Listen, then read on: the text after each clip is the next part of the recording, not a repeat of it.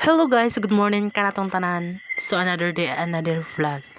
So for today's vlog kanatong tanan guys, so namahaw na ko na guys. So naisudan, na biplop, og naay ginamos, og miswa, tapos rice na din guys. Kay para mag-eskwela na lagi guys. So mag-report din may karon guys. So sayo ko og pamahaw apil na ko mga igsoon, namahaw na din may para mag-eskwela. Aman ang kuan. Asa?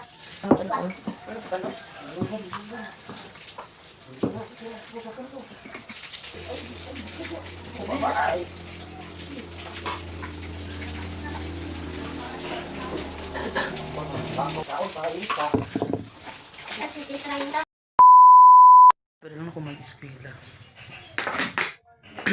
Nga sila princess nangaon pa. Pero lang ako mag-eskwela guys.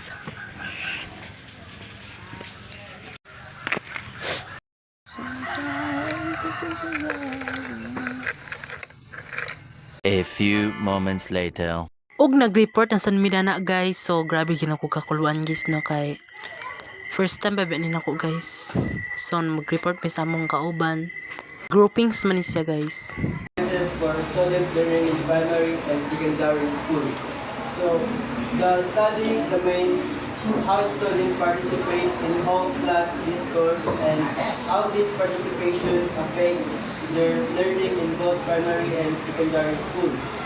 Researchers explore individual factors such as student academic abilities, motivation, confidence, and prior knowledge that influence how actively they engage during class discourse. This means the study focuses on how often and how well students take part in class discussions.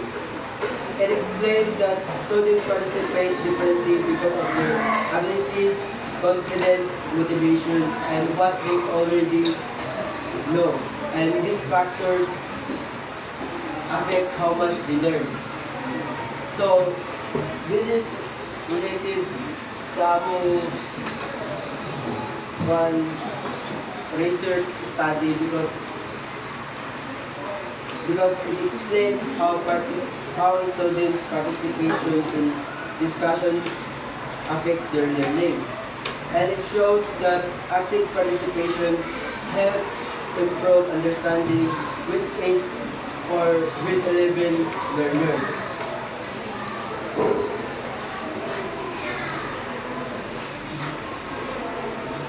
So let's proceed the second bullet. The research study provides strong empirical evidence that student participation is so influenced by personal traits and essential for academic improvement. This directly parallels your studies purpose of determining how class participation affect the learning outcomes of grade 11 learners, showing that investigation is grounded in validated educational theory and contemporary findings. So meaning, the study proves that active class participation is very important for better academic performance. Students who participate more tend to learn better, which support the idea that encouraging participation can improve learning outcomes, especially for grade 11 students. This is related because it proves that student participate is influenced by personal factors and leads to better academic performance. This supports the idea that encourages Participation predicts academic achievement. A mixed method study investigated whether class participation can serve as a significant predictor of students' academic achievements. Using a mixed method approach, the study analyzed both qualitative data, participation scores, and academic performance, and qualitative insights students and teachers perceptions. This study shows that class participation is a significant predictor of academic achievement. So, up for exam whether class participation, whether students' class participation is a meaningful predictor of academic achievement using a mixed method. Research designed that combined qualitative and qualitative data. Qualitatively, the study analyzed the relationship between students' levels of participation and their academic performance. Finding that active participation in classes generally associated were explored to better understand how and why participation influenced learning. These insights suggested that participation enhanced understanding, motivation, and engagement, and communication skills, which in turn support academic success. Overall, the study includes that class participation is not only a behavioral. The study concludes that class participation is not only a behavioral indicator of engagement but also an important instructional a component that can positively contribute to students' academic outcomes when effectively encouraged and supported.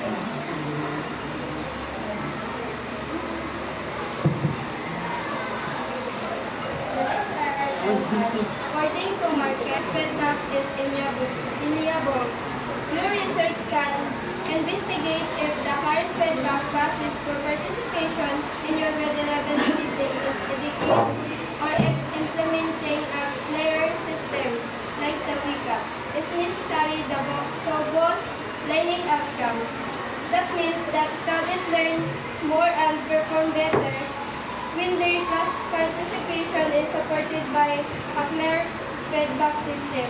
Therefore, the research can examine whether the current feedback process for grade 11 is already adequate or if a learning outcomes. Og ako naging nag-report na guys. So gi-assistan ko ni Kesia para kanon ang laptop kay di pa ko kabalogid. According to Akbari and Saito, year of 2020, student self-confidence and its impact on their learning. It shows the student self-confidence influence their class participation and learning outcomes. Confident students are more likely to participate actively in class, which leads to better understanding and academic performance. This supports the idea that self-confidence helps explain how class participation affects learning outcomes among the graduates. The study of Akbari and Saidana explained that student self-confidence has a strong effect on how to participate in class activities, such as answering questions and sharing ideas, and engaging in discussions. This activity participation helps them understand lessons better and improves their academic performance. The study also that self-confidence helps certain explain why class participation leads to better learning outcomes. In our words, students who believe in their abilities and more likely to take part in it. And this involved makes learning more effective for the 11 learners. Having self-confidence is more important. It supports both active participation and successful learning.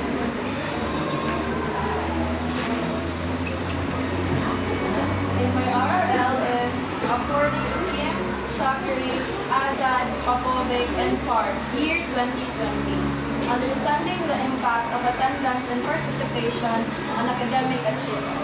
The study shows that students who regularly attend classes and actively participate in learning activities tend to have higher academic performance.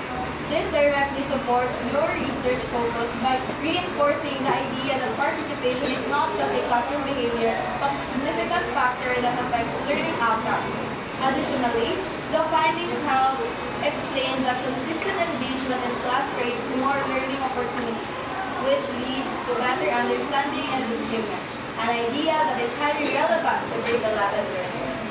This study serves as a vital conceptual anchor for our research, the impact of class participation and its effect on learning outcomes of grade 11 learners. Specifically, the RRL is finding that active enrollment manifested through problem analysis, discussions, and collaboration is directly responsible for improved understanding and academic performance strongly supports our central hypothesis. While this study focuses on financial management, its conclusion that engagement is paramount in fostering effective learning established a fundamental transferable relationship. Participation and engagement in effective learning. Or that the context is a financial management course, the results support the broader idea that when students actively participate in class activities, their understanding and academic performance. This means that students who come to class regularly and take part in activities usually perform better in school. It shows that participation is very important because it helps students understand lesson better and achieve higher academic results. This is especially true for grade 11 students, where active engagement leads to better learning. This is relative because it shows that regular attending and active participation helps students perform better academically. This supports the idea that grade 11 learners achieve better learning outcomes when they are actively involved in class.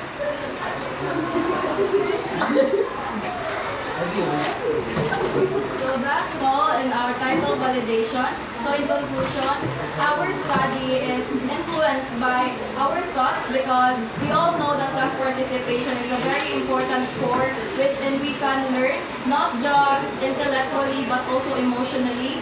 We learn to socialize within our core group, and above all we can understand to respect each one another and provide a good learning outcomes in our class. So that's all. Thank you.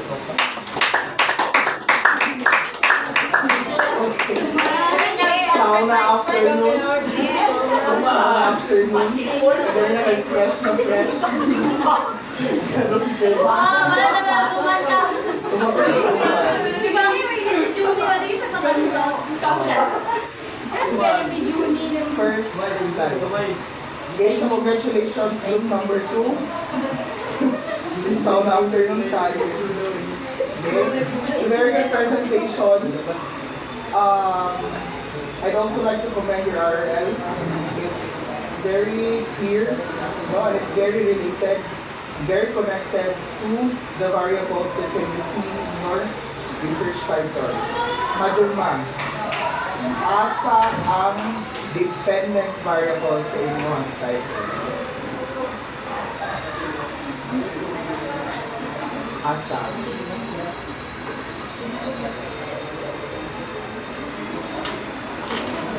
Help you here. Come on. Come on. Okay, very good. Ikaw, Agunay. Asa man ana ang independent? Sabihin niyo.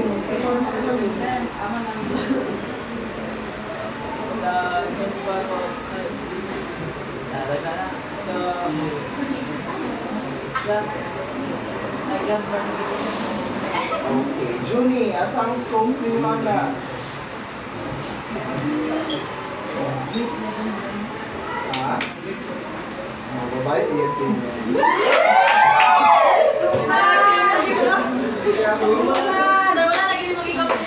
Ha? Ano? Oh, nabasa lang mo Anyways, very good presentation. And then, nalingaw mo sa Soman dito. Ha?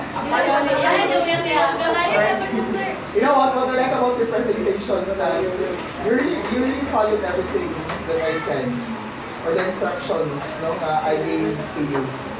And it really shows na you guys really studied and then mura siyang makunat na to sa first na lesson na to about identifying the problem, no? Because nag-gather mo, nag-small group discussion mo, and then you were able to come up with a very nice title. So remember ha, it's not just all about the title. It is about determining or identifying the variables that can be seen in your title. Kasi mapu ipa-explain mo, it's not only a guarantee that you can explain class participation.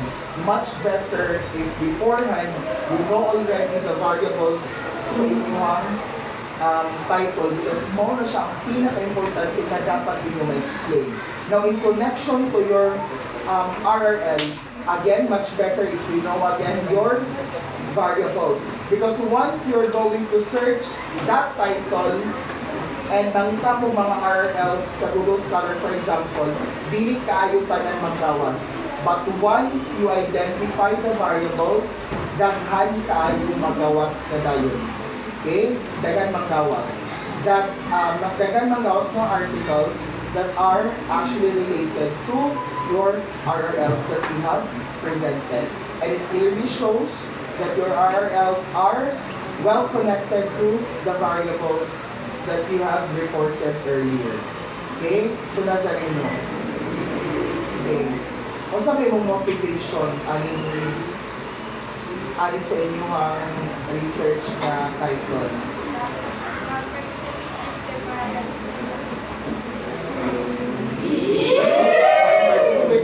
That's, you know what, your topics are very good. Your topics are timely and relevant. Kasi sabot sa timely. It's really happening, no? Na dapat matagad yung siyang pagtagad. Okay? And also, sa mga mo na pangutan na din. Ha? Oh, ikaw mo sa iba pa ang sa'yo, pilito ninyo sa pilito. Makasmas, do you like suman? Do you like suman? Do you like suman? Ha? Wala ka nagpalit sa suman, ganyan. Isa yung crush? Ah, si Ace lang boy.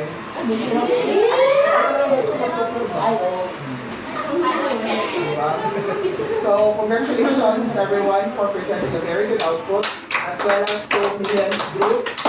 So, I'd like to say sorry for the last time that I was not around because of the power outrage.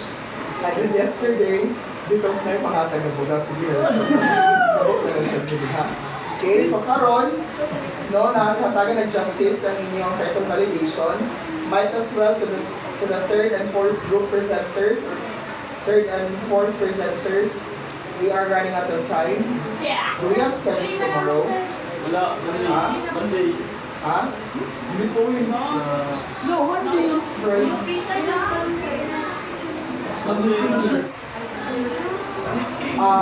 Kanusa pa, Friday? So, inano siya ha? Diba? Wala? Ay, salamat. Okay. Inaniya, nakadungog man mo sa mga commentaries, nakadungog mo sa mga suggestions, nakadungog mo sa nindot na feedback and all. We try to make a reflection sa presentation nila sa first group and then sa second group. That's for the two outputs. Okay? Reflection. Now, kung saan sulod sa reflection, sir? Okay? 100 words lang. Two paragraphs na tas 50. First presenter, pag-pakwin sa second presenter. Meron na nilagyan mo. Okay? If you were able to listen lately kung unsa ang mga ipang istorya, makasulat mo. Okay? I don't care kung unsa na mga grammar niya as long as in-use na ninyong pagsulat. Sabtan. Okay? Ano siya. So, time check is almost 3. Kasi wala pa gani, Ninyas ay Amor's group and then Iba's group. Okay? Yata na lang dapat May klase. Asang isa? Paliw ko kya. Okay, so overall, congratulations grade 11 and your home from every presentation. Everybody please stand and straight. You know, whether you decide to take this video, agaw, please leave. So, Our Heavenly Father, we thank you for the successful cycle validation for this afternoon. And also, Lord, please guide us as we continue our day until the night. And this we ask through Christ our Lord. Amen. Thank you, Lord. okay, so goodbye. Goodbye, thank you, class. Goodbye and thank you, Sir Kurt. May the love of God be your reward.